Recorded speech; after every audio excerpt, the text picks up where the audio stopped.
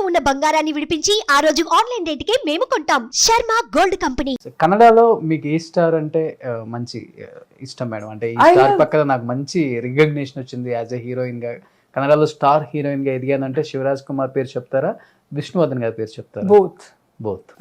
Both are good artist. ఈ శివరాజ్ కుమార్తో ఒక ఇదిలాగా నేర్చుకున్నాను. ఈ విష్ణు సార్తో వేరే డిసిప్లిన్ యాక్టింగ్ అంటే ఎలాగాని నేర్చుకున్నాను. See acting is not easy.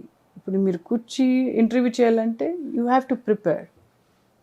న్యాచురల్గా రావాలంటే there is lot of difference. ఆర్టిఫిషియల్గా మాట్లాడేది వేరే, అవును, ఫీలింగ్స్ తో మాట్లాడేది వేరే. ఇప్పుడు మనది న్యాచురల్ గా వస్తుందా, ఆర్టిఫిషియల్? డెఫినెట్లీ న్యాచురల్ గా ఉంది.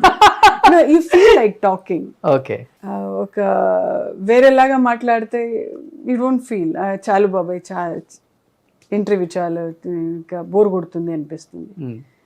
అది ఇంట్రెస్ట్గా ఉంటే మీరు కూర్చొని మాట్లాడనే వెళ్ళొచ్చు. అవును, that is what artist. Madam, Vishnuvardhan గారితో చాలా మూవీస్ చేశారు కాబట్టి ఆయనతో చాలా దగ్గర నుండి జర్నీ చేసి ఉన్నారు. మీరు అన్నారు కొన్ని సినిమాల ప్రభావం మనుషుల మీద కూడా పడుతుంది, నా మీద అయితే పడలేదు ఆ టైంలో పాము క్యారెక్టర్లు చేసినప్పుడు అని. బట్ మన చంద్రముఖి సినిమా తీసినప్పుడు విష్ణువర్ధన్ గారు ఇక్కడ రోల్ చేశారు, తెలుగు తమిళ్ వచ్చేసరికి రజనీకాంత్ గారు చేశారు. ఆ టైంలో సౌందర్య గారు కూడా రోల్ చేశారు ఇక్కడ, అక్కడ జ్యోతిక గారు చేశారు. నిజంగానే ఆ సినిమా ప్రభావం ఆయన మీద పడింది, చంద్రముఖి ఆయనకి పట్టింది, కొంత పూజ అలా క్రియేట్ అయింది కదా అప్పుడు. మీరు వినలేదా ఇప్పుడు? లేదు, యాక్చువల్లీ క్లైమాక్స్ లో నేను లేదు. పూర్తి క్లైమాక్స్ చేసేటప్పుడు నేను అప్పుడు లేదు. I don't believe in all those things. No, we're doing acting అంతే. అది ఎలాగండి వచ్చేస్తుంది మీకు, ఈ బాడీలో వచ్చేస్తుంది. మన ఫీలింగ్ ఎలా తీసుకుంటారో అలా వస్తుంది. ఇప్పుడు భయంగా ఉంటే ఆ భయ ఫీలింగ్ వచ్చేస్తుంది. అవును, ఎవరైనా మీకు చెప్తే సార్ ఇలా వస్తుంది సార్ అంటే ఆ ఫీలింగ్లో ఉంటారు మీరు. ఇప్పుడు మోహన్ లాల్ చేశారు కదా, అవును, మలయాళంలో చేశారు. బట్ రజనీకాంత్ గారు పూజలు చేయించుకుంటున్నారని వచ్చింది న్యూస్ అప్పుడు. That's a feeling. ఎప్పుడు మీరు ఎలా తీసుకుంటారు, నెగిటివ్ లాగా నెగిటివ్ తీసుకుంటే మీరు నెగిటివ్ అవుతారు, పాజిటివ్ లా చేసేటప్పుడు పాజిటివ్ అవుతుంది. I don't believe in all those things. No way. ఇంకోటి ఏంటంటే నెగిటివిటీ ఎక్కువ బాగా స్ప్రెడ్ అవుతుంది. డెఫినెట్లీ మీకు వచ్చేది ఫస్ట్ థాట్స్ నెగిటివ్, తర్వాత పాజిటివ్ ఎప్పుడో వస్తుంది. ప్రేమ గారు చెప్పిన తర్వాత వస్తుంది కదా, ఇవన్నీ బుల్షిట్ ఉండవు కదా. I don't believe, I believe god. Shivaraj Kumar గారితో ఆ కాంపౌండ్ తో అంత లవ్ అండ్ అఫెక్షన్ ఉంది మీకు, కంఠీరవ రాజ్ కుమార్ ఫ్యామిలీతో. బట్ అన్ఫార్చునేట్లీ పునీత్ రాజ్ కుమార్ని కోల్పోవడం జరిగింది మేడం. అసలు కన్నడలో అసలు ఒక స్టార్గా పక్కన పెడితే ఒక మనిషిగా, ఒక దేవుడిగా ఆయన ఎలా చూస్తారో మాకు అర్థమైంది. ఎలా ఉండేది పునీత్ రాజ్ కుమార్? శివరాజ్ కుమార్ గారు ప్రతి దాంట్లో ఎమోషనల్ అయిపోయారు ఆయన జరిగిన. నాకు కూడా ఇప్పుడు అది చూస్తే ఆయన ఫేస్ అలాగే వస్తుంది నాకు. యూస్ టు కమ్ ఓం సెట్కి వచ్చేవారు. ఓకే, పునీత్ గారు అప్పుడు ప్లంపీగా ఉండేవాడు, ఎప్పుడు జోక్ చేసుకుని. ఆయన ఎప్పుడు రాజ్ కుమార్ అబ్బాయి ఎప్పుడు కూడా ఆ ఫీలింగ్ లేదు. యూస్ టు ఎంజాయ్ ఈటింగ్ అయితే కూడా, డ్యాన్స్ అయితే కూడా, యాక్టింగ్ అయితే కూడా యూస్ టు ఎంజాయ్, అప్రిసియేషన్ చేశారు. నన్ను చూసేటప్పుడు అని ప్రేమ ప్రేమ అని మాట్లాడేవారు. సో ఈ వాజ్ వెరీ అంటే ఆయన ఓం గుర్తొస్తుంది. నన్ను చూసేటప్పుడు అంతా ఓం గుర్తొస్తుంది. నాకు ఉండేది ఆయనతో ఒక్క డ్యాన్స్ చేయాలని గుర్తు, అంటే ఎప్పుడో ఆశ ఉండేది, బట్ అది అవ్వలేదు. ఇప్పుడు కూడా ఆయన సాంగ్ చూసేటప్పుడు అని ఎలా చేసేవాడు ఈయన డ్యాన్స్ అని. తెలుగు వాళ్ళు అయితే ఆయన చనిపోయాక బంబే హేలుతైతే మత్తే హేలుతైతే ఆ సాంగ్ అయితే మిలియన్స్ టైం విన్నారు చాలా మంది. అవును, ఆయన ఫేస్ లోనే ఆ కళ ఉండేది. అవును, చామ్ ఉండేది. And is a hard work. He was an hard work. Dance అయితే, ఫైట్ అయితే కూడా యూస్ టు చాలా హార్డ్ వర్క్ చేసేవాడు. బట్ రాజ్ కుమార్ గారిని దట్ ఈస్ ద డిసిప్లిన్ వాళ్ళ నాన్నగారు నేర్పించారు. ఆయన దేవుళ్ళ చూసేవాళ్ళు. బట్ తర్వాత నాకు కనిపించింది వాళ్ళ ఫ్యామిలీలో పునీత్ని దేవుళ్ళగా చూశారు యూత్ అంతా కూడా.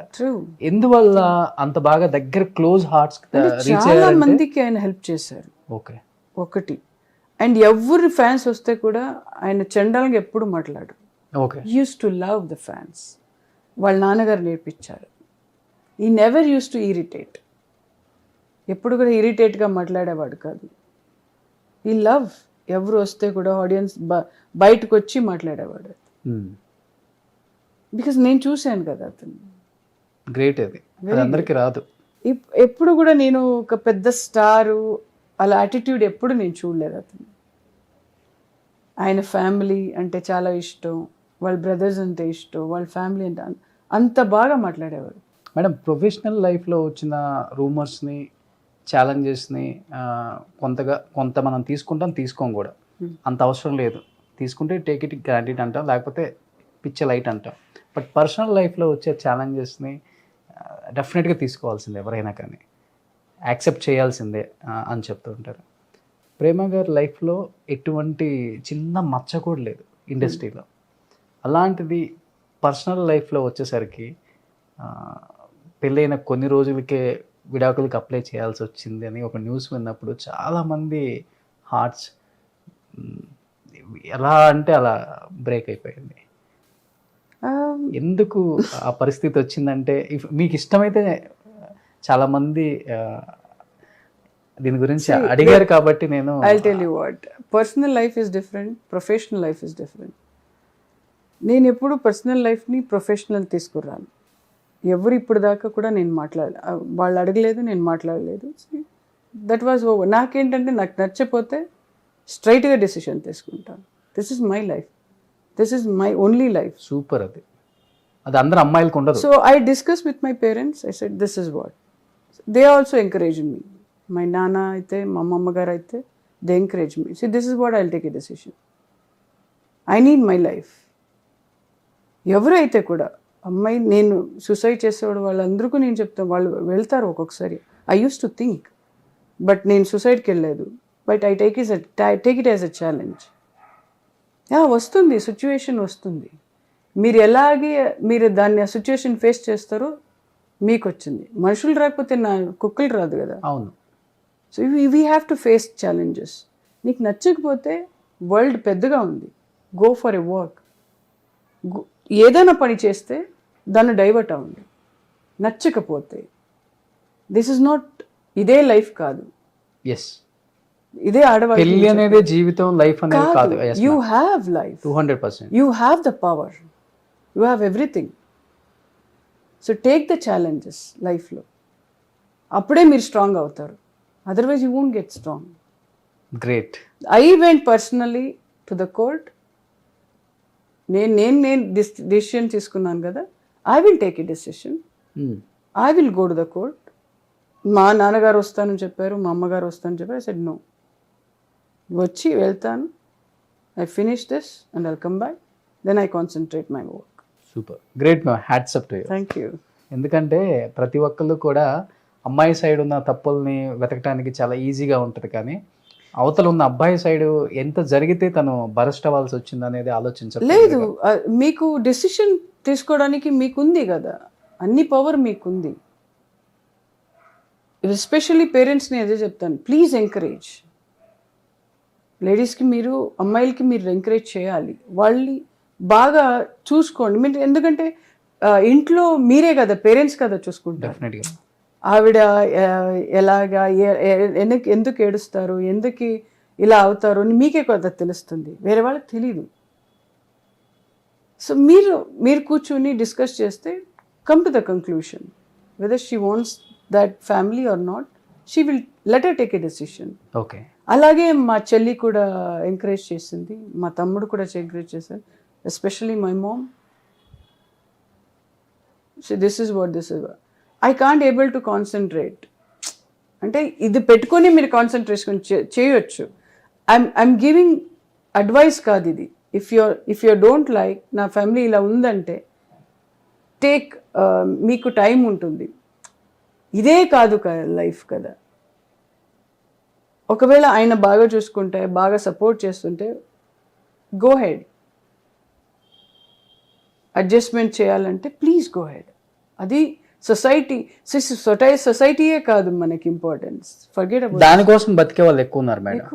వాళ్ళు ఏమనుకుంటారు, వీళ్ళు ఏమనుకుంటారు, చుట్టుపక్కల వాళ్ళు. Forget about the society. మీరెంత అక్కడ ఏం భరిస్తున్నా మీకు తెలుసు కదా ఎలాగని. You can take a decision. Madam ఇలాంటి ఛాలెంజెస్ వచ్చినప్పుడు ఆ, మీరు స్ట్రాంగ్గా ఉండే మైండా లేకపోతే చాలా సెన్సిటివ్ మీరు కూడా? I was sensitive, I was very emotional. Okay. Then తర్వాత ఎమోషనల్ స్ట్రాంగ్ అయ్యాను. మిమ్మల్ని మీరు స్ట్రాంగ్ చేసుకున్నారు. డెఫినెట్ ఎమోషనల్గా స్ట్రాంగ్ అయితేనే జీవితం స్ట్రాంగ్ అవుతుంది. మీరు ఎమోషనల్ స్ట్రాంగ్ అయిపోతే చాలా కష్టం. బట్ ఇది మీ ప్రొఫెషనల్ కెరీర్ మీద ఏమన్నా ఇబ్బందిగా ఫీల్ అయిన సందర్భం నో ఉన్నాయా? No, I never use to concentration లేదు, ఫోకసింగ్ లేదు. అప్పుడు కొద్ది డిస్టర్బ్ అయిపోయాను. Hmm. దెన్ ఒకరోజు కూర్చొని ఆలోచించాను ఏం చేయాలి అని. థాట్ వచ్చింది. నా థాట్ వస్తే నేను చేసేస్తానండి. See, అన్నిటికీ ఒక సొల్యూషన్ ఉంటుంది కదా. Yes, yes, every problem there is a solution. Definitely. Kids madam? No kids. No kids. నా కుక్కలు 2 కిడ్స్. సో అందుకే రాగానే మా మమ్మీతో వచ్చింది ఎవరో కొత్త వాళ్ళు ఉన్నారని చెప్పి మమ్మల్ని ఫైట్ చేస్తున్నాయి మా మీద. నాతోనే పడుకుంటారు ఇద్దరు. ఓకే. Yeah. సుమన్ టీవీలో మీ పర్సనల్ అండ్ బిజినెస్ ప్రమోషన్స్ కోసం కింది నెంబర్కి కాంటాక్ట్ చేయండి.